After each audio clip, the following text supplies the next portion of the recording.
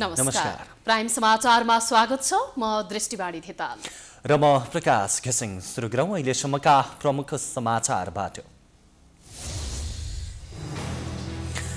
नेकपाको प्रचण्ड माधव समूहद्वारा काठमाडौँमा शक्ति प्रदर्शन। शीर्ष नेताहरूद्वारा प्रधानमन्त्री ओलीलाई घुँडा टेकाएरै छाड्ने उत्कोष। ओलीले गरे विरोधको व्यङ्ग्य। हजारौं कार्यकर्ता भेला गराएर शक्ति प्रदर्शन गर्दा शुक्रबार दिनभर उपत्यकाको ट्राफिक अस्तव्यस्त। आफूहरूको दैनिकी नै बिग्रिएको भन्दै सर्वसाधारण आक्रोशित। सर्वोच्चमा प्रश्न उठेपछि शुक्रबार बिहान संसद विघटन सम्बन्धी सूचना राजपत्रमा प्रकाशित। मिति भने पुस 5 गतेकै जतिसक्दो छिटो बहस सकेर फैसला सुनाउने रणनीतिमा इजालस। बागमती प्रदेशका मुख्यमन्त्री पौडेल विरुद्ध अविश्वासको प्रस्ताव सदनमा पेश। जनहितमा काम गर्न नसकेको प्रचण्ड माधव समूहको आरोप। कुन पक्षलाई समर्थन गर्ने भन्नेमा काङ्ग्रेस छलफलमा।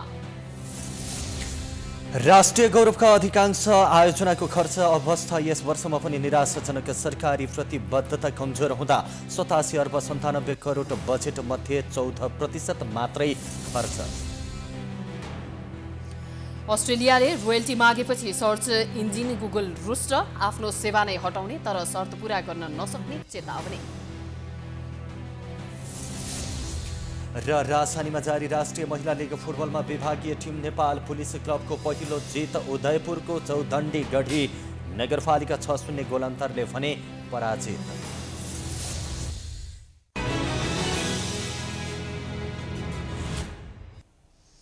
अब समाचार विस्तारमा। सरकार विरुद्ध आन्दोलित नेकपाको प्रचण्ड माधव समूहले आज काठमाडौँमा बृहत प्रदर्शन गर्यो। शक्ति प्रदर्शनका रूपमा लिइएको आजको कार्यक्रममा पनि नेताहरूले प्रधानमन्त्री केपी शर्मा ओलीको चर्को आलोचना गरेका छन्। यो समूहका अध्यक्षद्वय प्रचण्ड र माधव कुमार नेपाल, त्यसैगरी वरिष्ठ नेता झलनाथ खनाल लगायतका नेताहरूले ओलीलाई घुँडा टेकाएरै छाड्ने उद्घोष गरेका छन्। नेकपा दाहाल नेपाल समूहले शुक्रबार काठमाडौँमा शक्ति प्रदर्शन गरेको छ। विरोध सभालाई नेकपा दाहाल नेपाल समूहका शीर्ष नेताहरूले सम्बोधन गरेका थिए। अध्यक्ष पुष्पकमल दाहालले 3 वर्षसम्म पनि आफूहरूले प्रधानमन्त्री केपी शर्मा ओलीको गलत प्रवृत्तिलाई तह लगाउन नसकेकोमा आत्मालोचना गरेका छन्। दाहालले ओलीमा प्रधानमन्त्री पदका लागि जे पनि सहमति गर्ने तर कार्यान्वयन नगर्ने प्रवृत्ति रहेको भन्दै केपी ओलीलाई तह लगाउन नसक्नु आफूहरूको कमजोरी रहेको बताए। पुच्छर सिधा गर्ने केपीजीको पुच्छर सिधा गर्ने भनेर तेल लाको लाई गरे, तर अब त्यो पुच्छर के गरी सिधा हुने थिएन, सिधा भएन पनि। त्यो काम हामी सबैले पनि गर्न खोज्यौँ, हुने कुरा थिएन। त्यसकारण अन्ततः यो प्रवृत्तिका विरुद्ध सङ्घर्ष गर्नुको अर्को कुनै विकल्प थिएन र यो सङ्घर्ष गर्न हामी तपाईहरूसँगै आउनु पर्थ्यो। तपाईहरू बिना यो सफल हुने कुरा थिएन। हामी 1-2 जना नेता मात्रैले पुरा गर्न सकेनौँ। मैले यसमा आत्मालोचना गरि नै सकेको छु, तर जनता साथमा भइसकेपछि फेरि इतिहासको कुनै पनि तागतले हामीलाई हराउन सक्दैन। यो कुरा पनि पटक पटक प्रमाणित भएको छ। अध्यक्ष दाहालले ओलीको संविधान विपरीतको कदम र रणनीतिलाई जनताको बलमा परास्त गर्ने बताएका छन्। नागरिक भावना र मतको सम्मान गर्न दाहालले सर्वोच्च अदालत र निर्वाचन आयोगलाई आग्रह गरेका छन्। यो सिङ्गै राष्ट्र फेरि एकजुट भएको छ। सबै विवेकशील इमान्दार राष्ट्रभक्त सबै समुदायहरू एक ठाउँमा केन्द्रित भएको छ र यो प्रतिगमनका विरुद्ध खडा भएको छ। यो कुरा आइ नै सकेको छ। म त्यसलाई धेरै भन्न चाहन्न कि केपीजी र केपी नजिकका मान्छेहरूले हामीले सेटिङ मिलाइसकेका छौँ भनेका छन्। धेरै नै उनीहरूको सेटिङलाई जनताको तागतले त्यो सेटिङ भत्काएर नयाँ सेटिङ जनताको पक्षमा सेटिङ खडा हुन्छ भन्ने विश्वास म व्यक्त गर्न चाहन्छु। आजको यो सागर र देशैभरि देखा परेको विरोध प्रदर्शनहरू सबै ठुला सहरहरूमा, माधवजीले अहिले भर्खरै भन्नुभयो, हिजो मात्रै सुर्खेतमा र अस्ति पोखरा, अरू विभिन्न ठाउँ नेपालगञ्ज, बर्दिया, सबैतिर देशैभरि जनताको जो सागर देखा परेको छ यो आफैमा ऐतिहासिक छ र यसले त्यस्ता षड्यन्त्रकारी सेटिङ सिद्ध्याएर जनताको सेटिङ खडा हुँदैछ। जनताको सेटिङलाई कसैले नै भत्काउन सक्दैन। तर म के भन्न चाहन्छु भने हामीले भनेका छौँ, हामी निर्वाचन आयोगमा नि पटक पटक गएका छौँ, भनेका छौँ हाम्रो भरोसा छ हामीले अदालतप्रति भरोसा गरेका छौँ। यो सङ्घीय लोकतान्त्रिक गणतन्त्र पछिको संविधान सभाबाट बनेको संविधान पछिको अदालत हो, निर्वाचन आयोग हो, संवैधानिक आयोग हो। अर्का अध्यक्ष माधव कुमार नेपालले शुक्रबारको प्रदर्शनले जनआन्दोलनको झल्को दिएको बताए। उनले यो सुरुवात मात्रै भएको भन्दै फिल्म सुरु हुन बाँकी रहेको जनाए। काठमाडौँको शक्ति प्रदर्शनलाई सम्बोधन गर्दै नेपालले ओलीलाई पार्टीले दण्ड दिन सुरु गरिसकेको बताए। नेपालले ओलीलाई अध्यक्षसहित साधारण सदस्यबाट हटाइसकेकाले अब ओलीसँग झुक्ने काम नगर्ने बताए। अब ओली पनि संसद पुनर्स्थापनाकै पक्षमा सडकमा आउने भन्दै नेपालले कटाक्ष गरेका छन्। आइहाल्यो कि जवाफ आइहाल्यो कि भन्नु पनि लाग्यो, कुरा पनि गर्न पाएको छैन। हाम्रो अध्यक्ष कमल प्रचण्डसँग, कमल नारायण काजी श्रेष्ठसँग, कमल जेएन खनालसँग त्यसोलाई सोधिहालेको आइहाल्यो कि कतै सुध्रेको कुनै कागज आएको छ कि गल्ती गरेको छु भनेर कतै स्वीकार गरिहालेका छन् कि कतै माफी नै मागेका छन् कि कतै प्रतिनिधि सभाको विघटन गर्नु गलत हो, त्यो पुनर्स्थापनाको निम्ति म पनि जुलुसमा सामेल हुन्छु बडा भनिहाल्ने हुन् कि मान्छेले गल्ती गर्छन्, अपराध गर्छन् अनि समयमा सचिन्छु भन्छन् भने केही समय जेलमा राखेर फेरि निकालौँला, केही पनि फरक पर्दैन। होइन भने सुरुमै माफी दिउँला, केही फरक पर्दैन। तर एउटा कुरा कसैले पनि भ्रममा राख्नुहोस्, फेरि केपी ओलीसँग यो नेपाल कम्युनिस्ट पार्टी नेकपाले झुक्ने कुनै काम गर्ने छैन।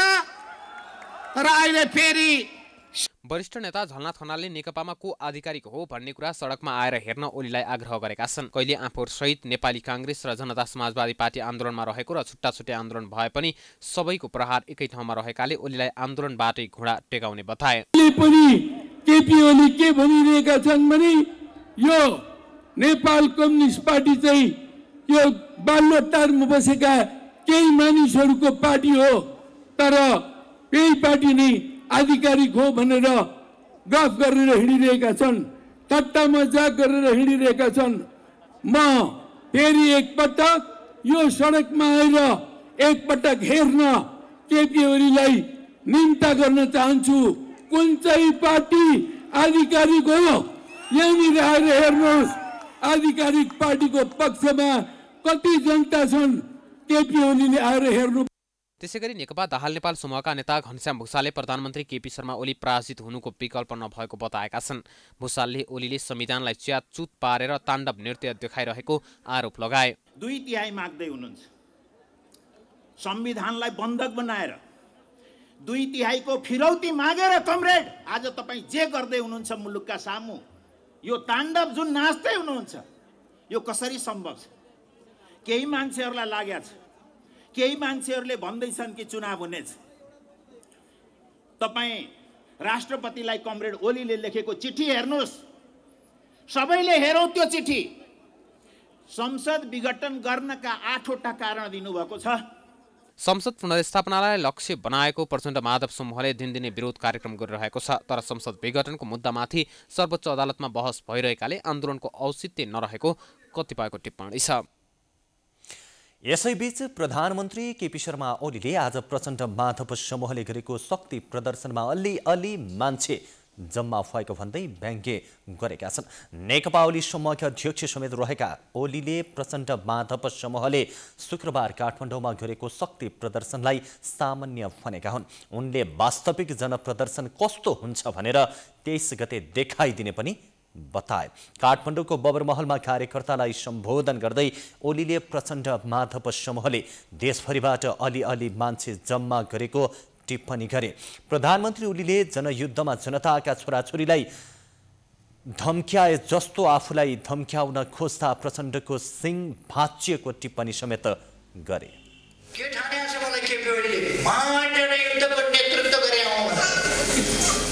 मैले हाम्रो घरमा एउटा तिल्के भन्ने कुरो थियो, त्यो एउटा जमानामा त्यो तिल्के भन्ने कुरोले अरूलाई देख्नै हुँदैन थियो। सिंहरी खेलिहाल्नु पर्ने, खोस्रै हाल्नु पर्ने, धम्काइ हाल्नु पर्ने, तर्साइ हाल्नु पर्ने, फाँफो घाँफो गरिहाल्नु पर्ने। अनि अलिक साइलेन्ट खालको थियो, त्यसै अरू डराउँथे। एक दिन अलिक भर खालको अलिक भर्खरको जवान गोरु फेला परेछ, तिल्के अलिक बुढो भइसकेको थियो। तिल्केले फाँफु गरेर टेरेन त्यो केटाले, छिटो गोरु त नटेरेर गयो तिल्के छेउमा, ए बुढा के खोजिरहेको।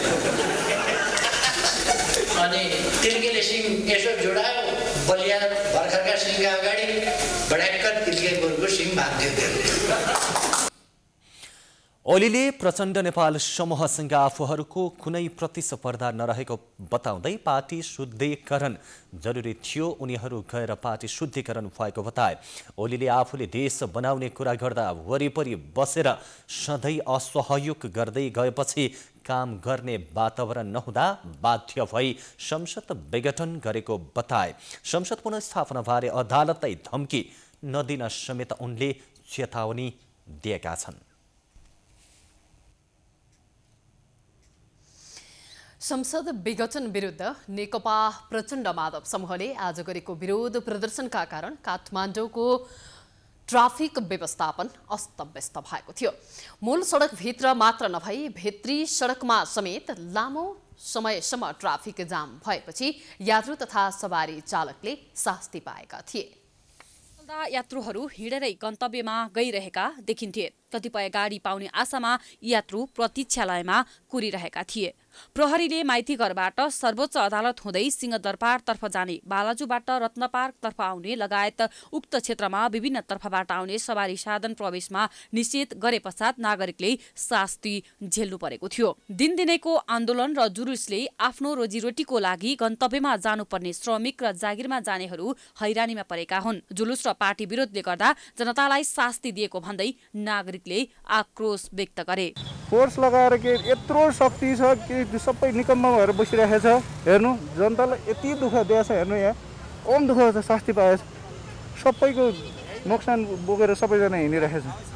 त्यो त तपाईँहरूले त यो छ नि, यो नेताहरू भनाउँदा यिनीहरूलाई त सबैले ल्याएर झार्नुपर्छ कि। झगडा त उनीहरूको ठाउँमा लगेर सल्भ गरोस् न, हामीलाई किन दुःख दिन्छन्? हो कि भन्नु त?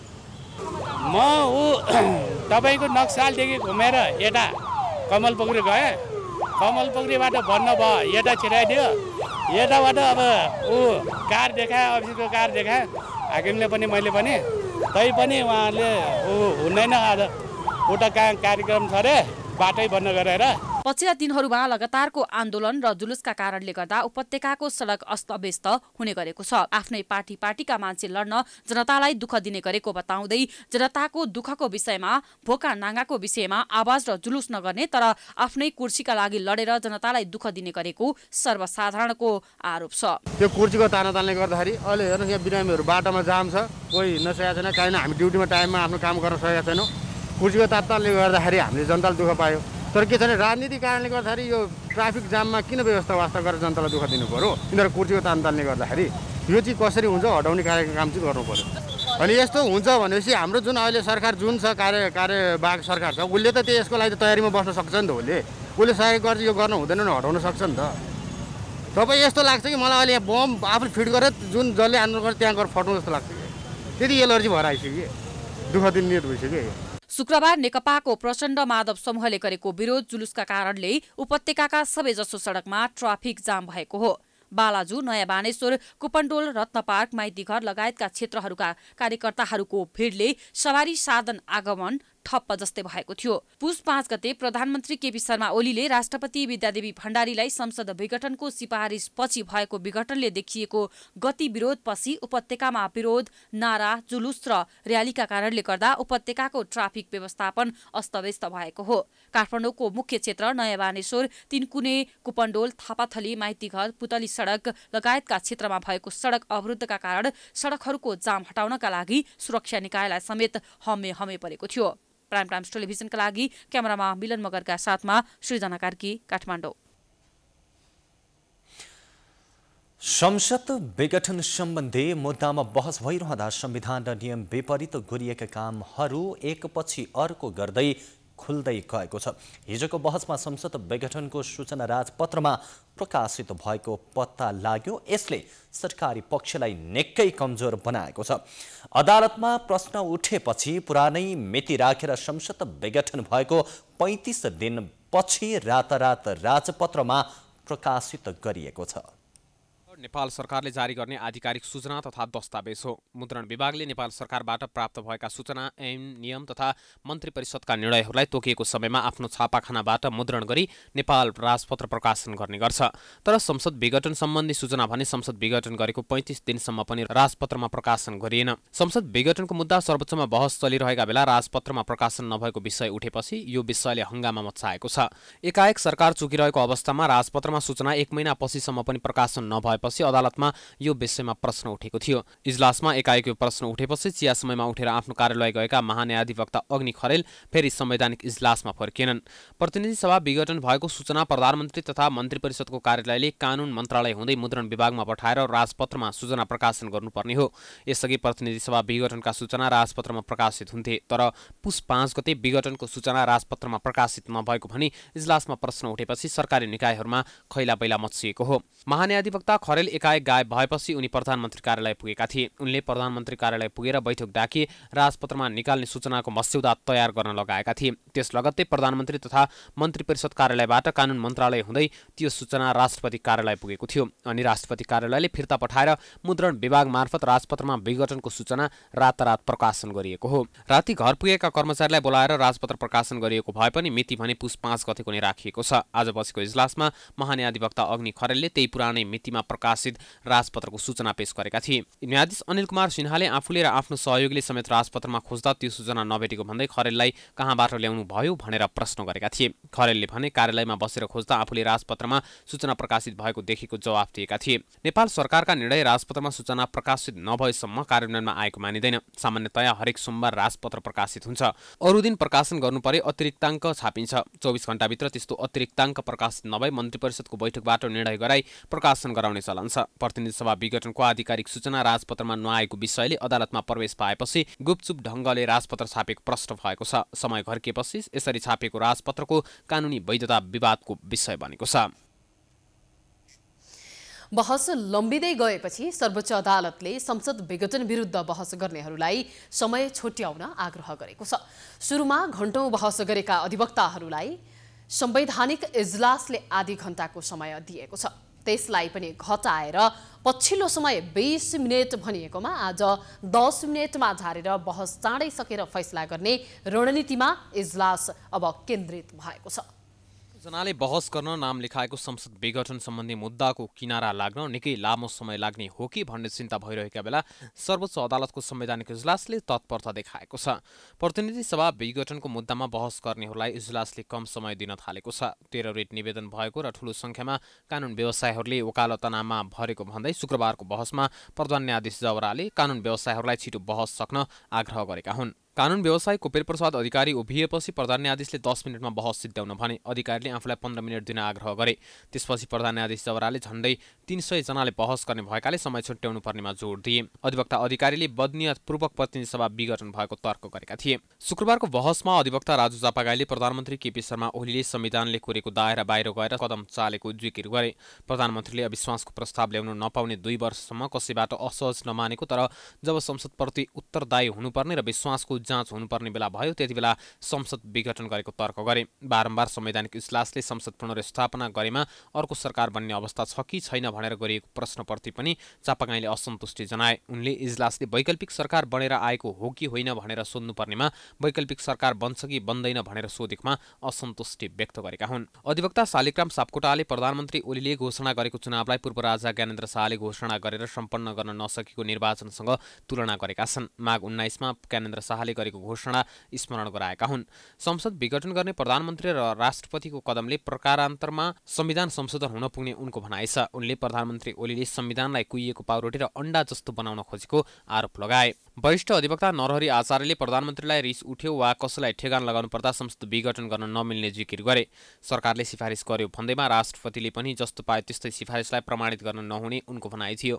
नेपालको संविधानले अरू कसैका कारण नभई संसदको आफ्नै कारणले मात्र प्रतिनिधि सभा विघटन हुन सक्ने व्यवस्था गरेको उनले बताए। अधिवक्ता सुलोचना धितालले प्रतिनिधि सभा विघटन असंवैधानिक रहेको भन्दै यसबाट उत्पन्न परिस्थितिले संविधान सङ्कटमा पर्नुका साथै देशलाई पनि अनावश्यक आर्थिक भार थोपर्ने जिकिर गरिन्। चुनावका लागि अर्थमन्त्रीले बजेटको अभाव छैन भन्दै गृह मन्त्रालयलाई आवश्यक बजेटको माग गर्न भनेको, तर कोरोना महामारीबाट जनतालाई जोगाउन आवश्यक खोप किन्ने सवालमा भने सरकारले सर्वसाधारणबाट चन्दा सङ्कलन गर्न थालेको अवस्था चित्रण गर्दै उनले देश र जनताप्रतिको दायित्वबाट राज्यको ध्यान अन्यत्र मोड्न खोजिएको तर्क गरिन्। प्रतिनिधि सभा विघटन विरुद्धको रिटमाथिको सुनवाई शुक्रबार हेर्दैमा टुङ्गिएको छ। रिट निवेदनमाथिको सुनवाईले आइतबार निरन्तरता पाउने भएको छ। यसैबीच सरकारले ल्याएको संवैधानिक परिषद सम्बन्धी अध्यादेश विरुद्धको रिटमा शुक्रबार पनि सुनवाई हुन सकेन। शुक्रबारका लागि पेशी तोकिएका रिटहरू स्थगनमा परेका हुन्। प्रधानमन्त्री केपी शर्मा ओलीले 6 सदस्यीय संवैधानिक परिषदमा 3 जनाले चाहेको निर्णय गर्न सक्ने गरी अध्यादेश ल्याएका थिए। त्यही अध्यादेशको आधारमा प्रधानमन्त्री ओली, प्रधान न्यायाधीश चोलेन्द्र शमशेर जवरा र राष्ट्रिय सभाका अध्यक्ष गणेश प्रसाद तिमलिसेनाले संवैधानिक आयोगहरूमा 38 पदाधिकारीको नाम सिफारिस गरेका थिए। समाचारको सिलसिला जारी छ। हामी विश्रामपछि आउँछौं।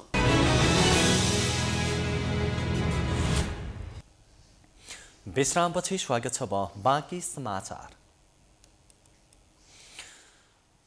बागमती प्रदेशका मुख्यमन्त्री डोरमणि पौडेल विरुद्ध बागमती प्रदेश सभामा अविश्वासको प्रस्ताव पेश भएको छ।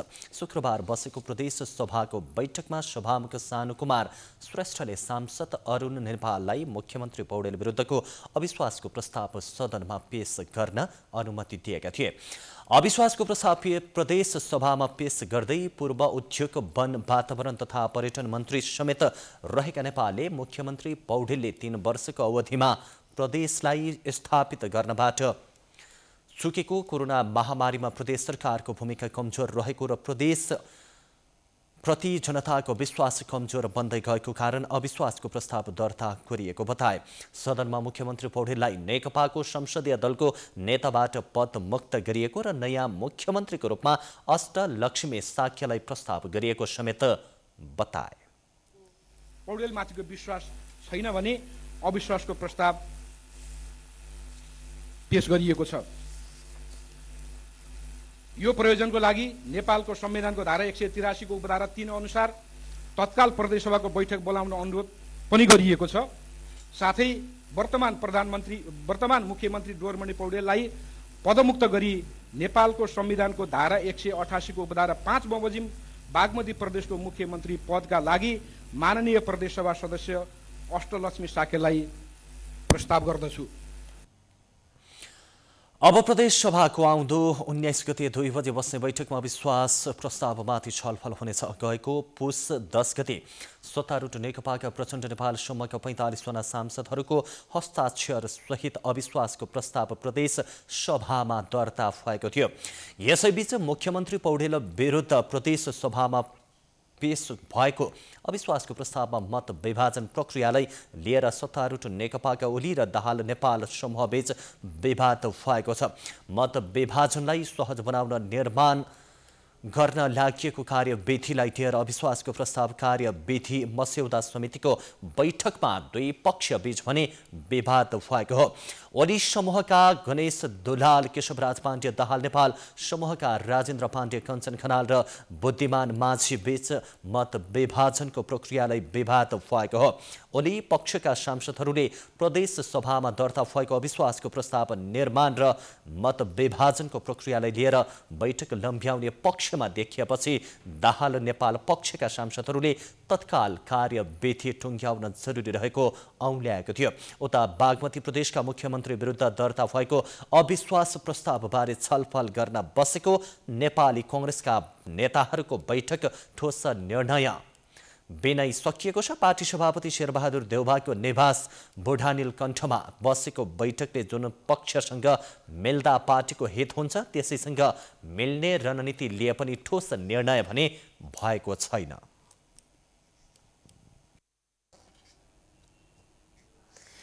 नेपाली कांग्रेस, नेकपा, दाहाल नेपाल समूह, जनता समाजवादी पार्टी लगायतका प्रतिनिधि सभा विघटन विरुद्ध सडक आन्दोलन गरिरहेका छन्। विघटन सम्बन्धी मुद्दा सर्वोच्च अदालतमा विचाराधीन रहेको छ। नेकपा अधिकारीहरूको आधिकारिकताको विषय निर्वाचन आयोगमा थन्किएर बसेको छ। तर सरकार र निर्वाचन आयोगले भने निर्वाचनको तयारीमा जुटिरहेको देख्न सकिन्छ। विघटनको विपक्षमा रहेका प्रमुख दलहरूको जोड प्रतिनिधि सभा पुनस्थापनामै रहेको छ। प्रधानमन्त्री, मन्त्री तथा सत्तारूढ दलका अधिकांश नेताहरूले हरेक कार्यक्रममा प्रतिनिधि सभा पुनस्थापना नहुने र जसरी पनि तोकिएकै मितिमा चुनाव गराउने रटान दोहोर्याइरहेका छन्। निर्वाचन आयोग सरकारले तोकेकै मितिमा चुनाव गराउन अघि बढेको छ। राष्ट्रपतिबाट चुनावको मिति घोषणा भइसकेको अर्थ मन्त्रालयले बजेटको चिन्ता गर्नु पर्दैन भनिसकेकाले तोकिएकै समयमा निर्वाचन हुनेमा आयोग विश्वस्त रहेको छ। आयोगले अन्यथा निर्णय नभएसम्मको अवस्थामा आफ्नो तयारी गरिराख्नुपर्ने चाहिँ संवैधानिक जिम्मेवारीभित्रको कुरा हो। सोही अनुरूप निर्वाचन आयोगले सरकारद्वारा घोषणा गरिएको मितिमा निर्वाचन सम्पन्न गर्ने गरी आवश्यक तयारीका कामहरू गरिरहेको छ। आयोगले निर्वाचन आचार संहिताको मस्यौदा समेत तयार पारिसकेको छ। मतदान केन्द्र र मतदान स्थलको टुङ्गो लगाएर अध्यावधिक विवरण पेश गर्न आयोगले 2 साता अघि नै 77 वटै जिल्लाका प्रशासनलाई कार्यालयमा निर्देशन पठाइसकेको छ। निर्वाचन तयारीका लागि सरकारी संयन्त्रहरूलाई गृह, रक्षा र अर्थ मन्त्रालय तथा 4 वटै सुरक्षा निकायलाई चुनावी सुरक्षा तयारीमा केन्द्रित गराइएको छ। चुनाव हुने र नहुने भन्ने राजनीतिक विषय भए पनि तयारीमा जुट्न सरकारबाट स्पष्ट निर्देशन आइसकेकाले त्यही अनुसार काम थालिएको आयोगका प्रवक्ता राजकुमार श्रेष्ठले बताएका छन्। निर्वाचन आयोगले गरेको तयारीमा मतदाता नामावली अद्यावधि गर्ने काम चलिरहेको छ। मतदान स्थल तथा मतदान केन्द्र पुनरावलोकन गर्ने कार्यक्रम अहिले स्थानीय तहको केन्द्रसम्म चलिरहेको अवस्था छ। यसको साथसाथै निर्वाचनका लागि आवश्यक पर्ने बजेट अनुमानको काम हामी गरिरहेका छौँ। निर्वाचनमा प्रयोग हुने आचार संहिता लगायत कार्यविधिहरूको तर्जुमाको काम भइरहेको छ। त्यसको साथसाथै आवश्यक सामग्रीहरूको व्यवस्थापनका लागि हामी काम गरिरहेका छौँ। प्रहरी, सशस्त्र प्रहरी, नेपाली सेना र राष्ट्रिय अनुसन्धान विभागले केन्द्रीय निर्वाचन तयारी समिति र त्यस मातहत केन्द्रीय निर्वाचन सेल समेत गठन गरिसकेका छन्। आगामी वैशाख 17 र 27 गतेका लागि घोषणा गरिएको निर्वाचनको सुरक्षालाई लिएर नेपाली सेनाले पनि आन्तरिक तयारी थालेको छ। हुन त पुस 14 गते नै गृहमन्त्री रामबहादुर थापाले 4 वटै सुरक्षा निकायका प्रतिनिधि रहने गरी गृह मन्त्रालयका सहसचिव चक्रबहादुर बुढाको नेतृत्वमा चुनावी सुरक्षा तथा तयारी समिति गठन गरेका थिए। समितिलाई 77 वटै जिल्लाको वस्तुस्थिति र चुनौती सहित प्रतिवेदन तयार गरिसकेका छन्। समितिको बैठकमा निर्वाचनका करिब 1 लाख म्यादी प्रहरी भर्ना गर्नुपर्ने विषयमा छलफल भएको थियो। चुनावी सुरक्षा र बन्दोबस्ती तथा खटिने जनशक्तिको सम्भावित संख्या समेटेर माघ 16 भित्र रिपोर्ट पेश गर्न सरकारलाई निर्वाचन आयोगले निर्देशन दिइसकेकाले आयोग र सरकार निर्वाचनको तयारीमा जुटिसकेका छन्। यद्यपि नेकपाको चुनाव चिन्ह र पार्टीको आधिकारिकताको विषयमा भने अझै टुङ्गो लाग्न सकेको छैन। जनता समाजवादी पार्टीका अध्यक्ष डाक्टर बाबुराम भट्टराईले प्रधानमन्त्री केपी शर्मा ओलीले राष्ट्रिय तथा अन्तर्राष्ट्रिय सेटिङमा प्रतिनिधि सभा विघटन भएको बताएका छन्। प्रेस नेपालले शुक्रबार बुटोलमा गरेको पत्रकार भेटघाट कार्यक्रममा अध्यक्ष भट्टराईले ओलीको कदम संविधान र लोकतन्त्रमाथि प्रहार भएको आरोप लगाए। जनताको आन्दोलनको बलमा ओलीको गलत कदमलाई सच्याउनु पर्ने भट्टराईको जोड थियो। पूर्व प्रधानमन्त्री समेत रहेका भट्टराईले वैशाखमा चुनाव हुनै नसक्ने भन्दै राज्यका महत्त्वपूर्ण अङ्ग नियन्त्रणमा लिएर राष्ट्रिय तथा अन्तर्राष्ट्रिय रूपमा सेटिङ गरेर ओलीले संसद विघटन गरेको आरोप लगाए। त्यो तपाईलाई थाहा छ, त्यसमा पनि कति चाहिँ चलखेल छ र अहिले उहाँले कसरी कन्ट्रोल गर्नु। यसरी हेर्दाखेरि चाहिँ उहाँले राज्यका सबै अङ्ग नियन्त्रणमा लिइसकेपछि प्रत्येक सभालाई भङ्ग गर्ने जुन काम गरिराख्नु भएको छ यो प्रतिगमनकारी नै घटना हो। अब यो मैले दोस्रो कुरो यसमा जोड गर्ने मैले चाहेँ, यसको अझ जोड पुगेको छैन। अब यसलाई कसरी सच्याउने भन्ने आफ्नो कुरा छ। अब यो भित्र बाहिरी सेटिङमा नै यो हो भने जुन ठाउँको चर्चा भयो त्यसो हो भने आम जनताले फेरि हिजोको बैठकले दोस्रो जनआन्दोलनभन्दा ठुलो आन्दोलन नगरेसम्म यो म सचिने चाहिँ देख्दिनँ। अहिलेको व्यवस्था फत्काई निरङ्कुश शासक बन्न चुनाव घोषणा भएको धारणा राख्दै भट्टराईले ओलीको गलत आचरण र चरम महत्त्वाकांक्षाको कारण मुलुक सङ्कटमा फस्न लागेको समेत बताए। यसैबीच जनता समाजवादी पार्टीका वरिष्ठ नेता राजेन्द्र महतोले पनि संसद विघटन गरेर प्रधानमन्त्री केपी शर्मा ओली हिटलर शैली प्रदर्शन गर्दै रहेका आरोप लगाएका छन्। सप्तरीको राजविराजमा प्रेस मञ्च तथा प्रेस नेपालद्वारा संयुक्त रूपमा आयोजना गरिएको पत्रकार भेटघाट कार्यक्रममा नेता महतोले संविधान मिचेर संसद विघटन गरेका प्रधानमन्त्री ओलीको पतन हुने निश्चित भएको दावी गरेका छन्। नेता महतोले ओली पतनतिर लागेकाले विभिन्न भ्रामक प्रचार गरेर पतनबाट जोगिने प्रयास गरिरहेको बताएका हुन्। पतन त नीति छ, त्यो त ओलीको पतन त हुन्छ। अब पतन हुने बेलामा हाम्रो नाउँको प्रयोग गरेर बाँचिएला कि भनेर प्रयास गरे न हो। अब जनता प्रतिगमनको साथ नदिएपछि जनता वैकल्पिक शक्ति जनता समाजवादी पार्टीतर्फ चाहिँ पुरै देशमा एउटा जनलहर पैदा भएको अवस्थामा त्यसलाई रोक्नलाई ऊ जनता समाजवादी पार्टीका फलाना नेता त मेरोमा आउँदैछ भनेर त्यो चाहिँ भ्रम फैलाउने र जनसैलाब जो जनता समाजवादी पार्टीतर्फ आइरहेको। प्रतिनिधि सभा विघटन गरेको विषय अहिले अदालतमा विचाराधीन रहेको भन्दै नेता महतोले अदालतले दिने निर्णयको प्रतीक्षामा आफूहरू रहेको बताएका छन्। अदालतबाट आउने निर्णयपछि मात्र आफ्नो पार्टीले कार्यक्रम तय गर्ने उनले बताएका छन्।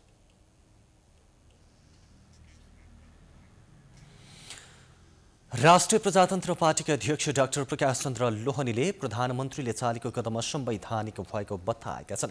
कार्यकर्ता भेटघाटको क्रममा प्रदेश 1 को एटहरी पुगेका डाक्टर लोहनीले प्रधानमन्त्रीको कदमले देश अस्थिरता र अराजकतातर्फ धकेलिएको बताए। अध्यक्ष लोहनीले प्रधानमन्त्रीको असंवैधानिक कदमको विरुद्धमा राप्रपाले देशव्यापी आन्दोलन गर्ने र गर्दै आएको समेत बताए। त्यो विघटन गर्ने कदम चाहिँ त्यो नेपालको अहिलेको संविधानले दिँदैन, त्यो असंवैधानिक हो। त्यसमा कुनै हाम्रो पार्टीको दृष्टिकोण स्पष्ट छ। त्यसमा नेपालको अहिलेको परिस्थितिमा जुन किसिमबाट राष्ट्र अहिले अराजकता र अशान्तिको दृष्टिकोणमा दिशामा गइरहेको छ, यसलाई सम्हालेर सबैलाई लिएर हिँड्नुपर्ने आजको आवश्यकता छ। यस परिवेशमा नेपालमा संविधानभित्रको राज संस्था अब चाहिँ नेपालमा फेरि पुनर्स्थापन गर्नुपर्ने जरुरी भइसकेको छ। अध्यक्ष लोहनीले संविधानले नै संसदको गठन गर्ने स्मरण गराउँदै प्रधानमन्त्रीले उल्टै संविधानको धज्जी उडाएको आरोप समेत लगाए। डाक्टर लोहनीले देशको वर्तमान परिस्थितिमा राज अनिवार्य रहेको र राप्रपा राजसंस्था सहितको राज्य व्यवस्थाको परिकल्पनामा लागेको जानकारी दिए।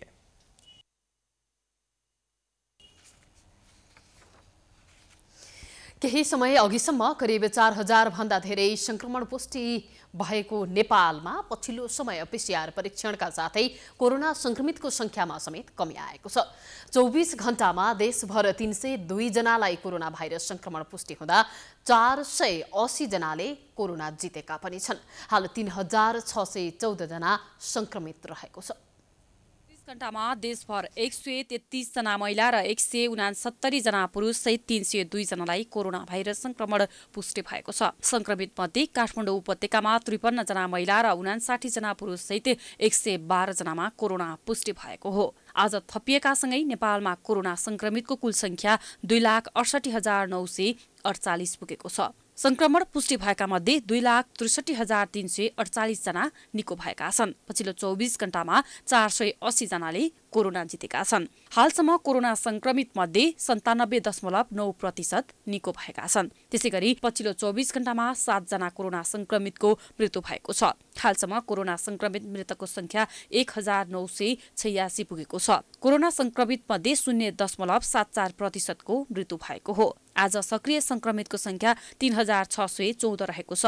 उनीहरूमध्ये 879 जना संस्थागत आइसोलेसनमा उपचाररत रहेका छन्। उपचारमा रहेका मध्ये 154 जना आइसियु र 31 जना भेन्टिलेटरमा रहेका छन्। प्रदेश 1 मा 2 जना संक्रमित आइसियुमा छन्, कुनै पनि संक्रमित भेन्टिलेटरमा छैनन्। प्रदेश 2 मा कुनै पनि संक्रमित आइसियु र भेन्टिलेटरमा नरहेको मन्त्रालयले जनाएको छ। बागमती प्रदेशमा 53 जना आइसियु र 19 जना भेन्टिलेटर, गण्डकी प्रदेशमा 69 जना आइसियु र 7 जना जना भेन्टिलेटर, लुम्बिनी प्रदेशमा 27 जना आइसियु र 5 जना भेन्टिलेटरमा रहेका छन्। कर्णाली प्रदेशमा 1 जना आइसियुमा छन् भने कुनै पनि संक्रमित भेन्टिलेटरमा छैनन्।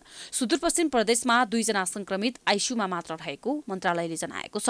हाल देशभरका क्वारेन्टिनमा 158 जना रहेका छन्। हालसम्म 20,35,301 जनाको PCR परीक्षण सम्पन्न भएको छ। डोटीको आदर्श गाउँपालिकाका विद्यार्थीहरू जीर्ण विद्यालयमा जोखिम मोलेरै अध्ययन गर्न बाध्य भएका छन्। आदर्श गाउँपालिका 6 गिरी चौखा स्थित कपिलास आधारभूत विद्यालय जीर्ण बनेको छ। भौतिक संरचना जीर्ण भएका कारण विद्यार्थीहरू भने जोखिममा अध्ययन गर्न बाध्य छन्।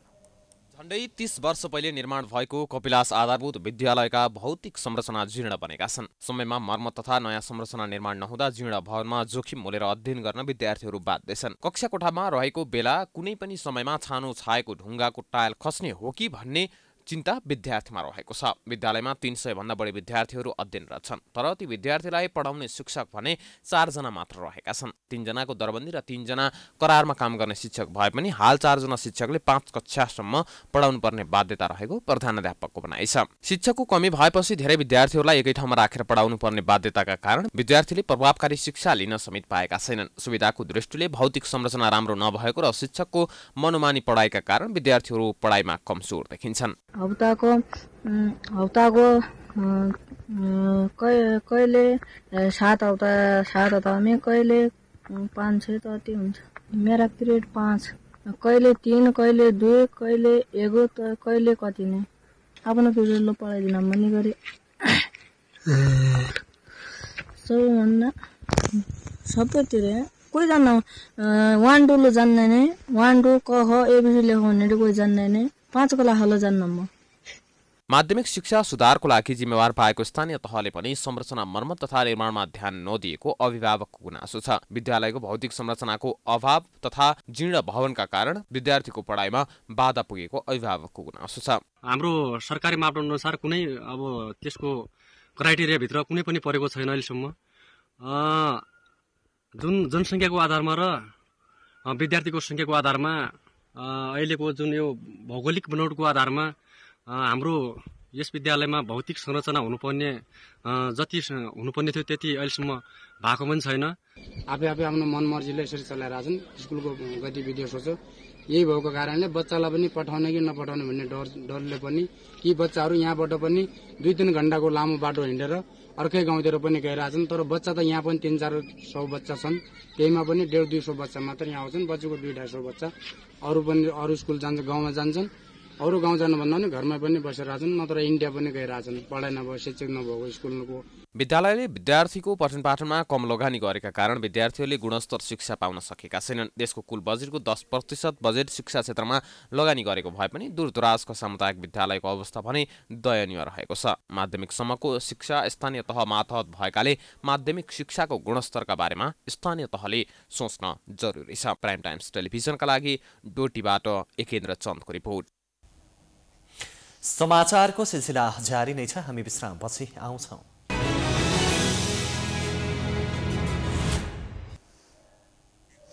विश्रामपछि स्वागत छ। अब आर्थिक समाचार।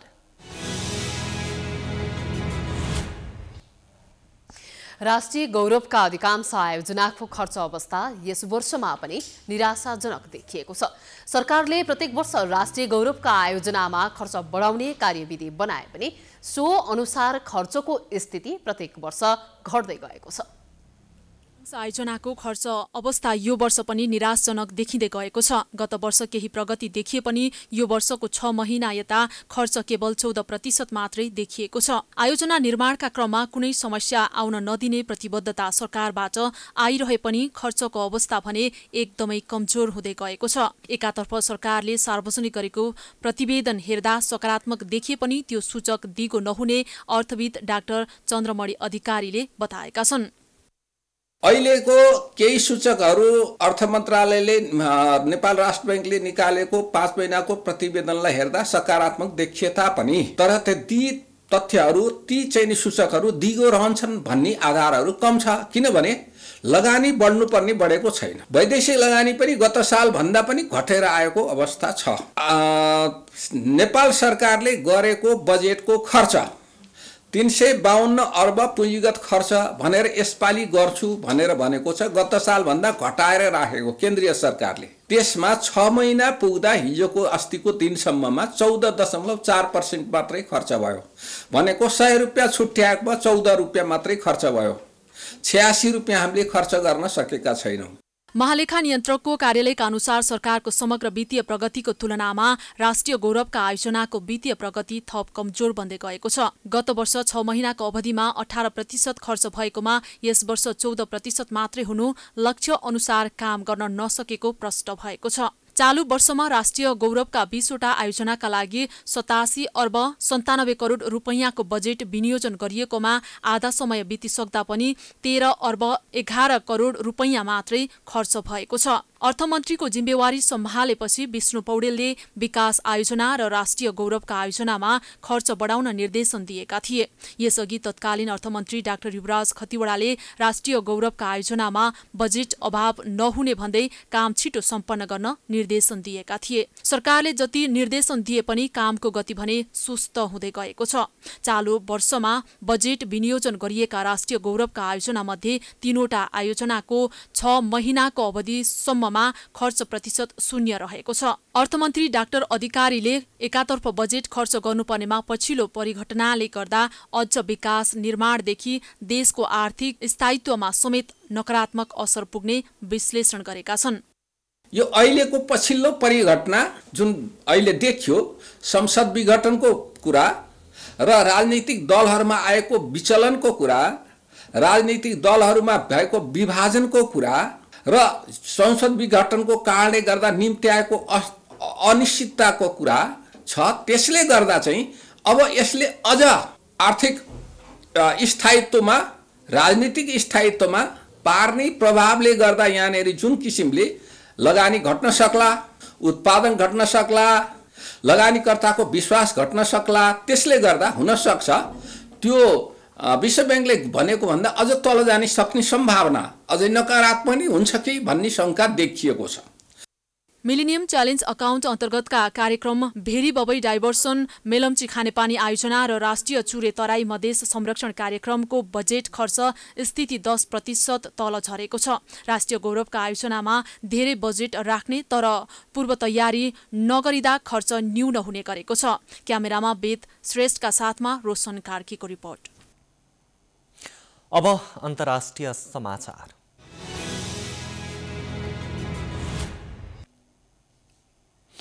गुगलले अस्ट्रेलियाबाट आफ्नो सर्च इन्जिन हटाउने धम्की दिएको छ। अस्ट्रेलियाका सरकारले त्यहाँका सञ्चार माध्यमका समाचार सामग्री प्रयोग गरे बापत रोयल्टी मागेपछि विश्वकै धेरै प्रयोग हुने गुगलले आफ्नो सर्च इन्जिन अस्ट्रेलियाबाट हटाउने धम्की दिएको बीबीसीले जनाएको छ। अस्ट्रेलिया सरकारले त्यहाँका सञ्चार माध्यममा प्रकाशन भएका सामग्री प्रयोग गरे बापत रोयल्टी दिन गुगल र फेसबुकलाई चाँडै नयाँ आचार संहिता ल्याउन लागेपछि गुगलले यस्तो धम्की दिएको हो। ठूला कम्पनीहरूले समाचार पढ्न चाहने मानिसबाट ग्राहक लिने गरेकाले अब ती कम्पनीहरूले अस्ट्रेलियाको सञ्चार माध्यमलाई उनीहरूको पत्रकारिताका लागि रोयल्टी तिर्नुपर्ने अस्ट्रेलिया सरकारले तर्क गर्दै आएको छ।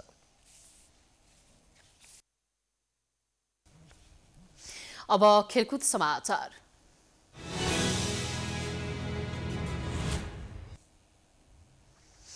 राजधानीमा जारी राष्ट्रिय महिला लीग फुटबलमा विभागीय टिम नेपाल पुलिस क्लबले पहिलो जित निकालेको छ।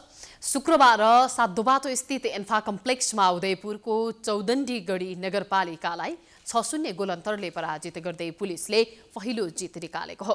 पुलिसको जितमा रेखा पौडेल र सृजना खड्काले 2-2 गोल गरेका थिए भने अमृता जैसी र निर्मला विकले 1-1 गोल गरे।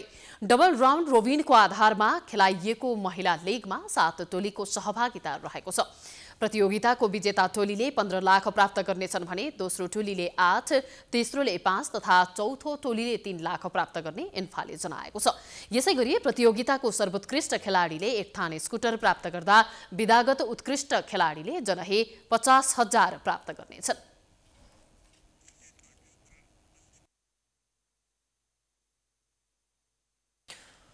प्रधानमन्त्री कप 1 दिवसीय क्रिकेटमा अपराजित यात्रा कायम राख्दै बागमती प्रदेश सेमिफाइनलमा नजिक पुगेको छ। बागमतीले शुक्रबार प्रदेश 2 माथि 6 विकेटको जित दर्ता गरेको हो। 180 रनको लक्ष्य पछ्याएको बागमतीले 48.2 ओभरमा 4 विकेट गुमाएर पूरा गरेको थियो। बागमतीलाई जिताउन पृथु बास्कोटाले नट आउट अर्धशतकीय पार खेले भने 53 रनमा नट आउट रहेका पृथुले 75 बलमा 4 चौका र 1 छक्का प्रहार गरेका थिए। प्रदेश 2 का हरिक शंकर शाहले 2 विकेट लिँदा कुमार थापाले 1 विकेट लिए। पहिला ब्याटिङ गरेको प्रदेश 2 ले 48.2 ओभरमा सबै विकेट गुमाउँदै 179 रन बनाएको थियो। खराब प्रदर्शन गरेको प्रदेश 2 का लागि विवेक यादवले उत्कृष्ट प्रदर्शन गरे। उनले 66 रन बनाए भने बागमतीका गौतम केसीले 4 विकेट लिँदा राम नरेश गिरीले भने 2 विकेट हात पारे। नन्दन यादव, तिलक भण्डारी र विपिन आचार्यले 1-1 विकेट लिए।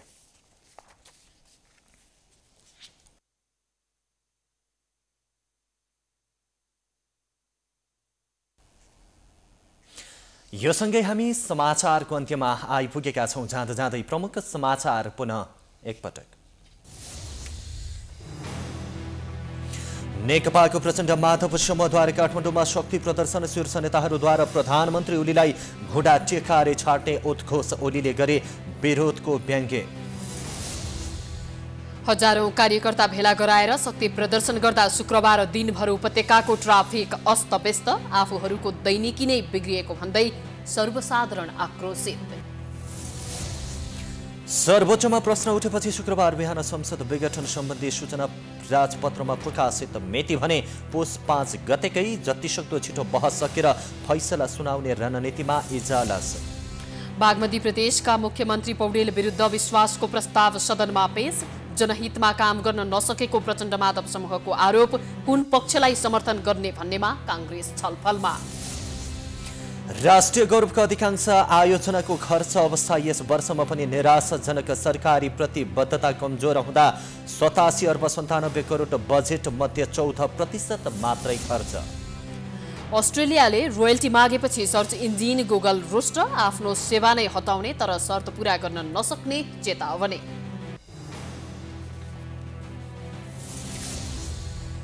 र राजधानीमा जारी राष्ट्रिय महिला लीग फुटबलमा विभागीय टिम नेपाल पुलिस क्लबको पहिलो जित। उदयपुरको चौदण्डी गढी नगरपालिका 6-0 गोलान्तरले भने पराजित। प्राइम समाचार अहिलेलाई सकियो। यसपछिको प्रस्तुति जनता जान्न चाहन्छन् ऋषि धमलाको साथमा। प्राइम टाइम्स टेलिभिजन हेर्दै गर्नुहोला। नमस्कार।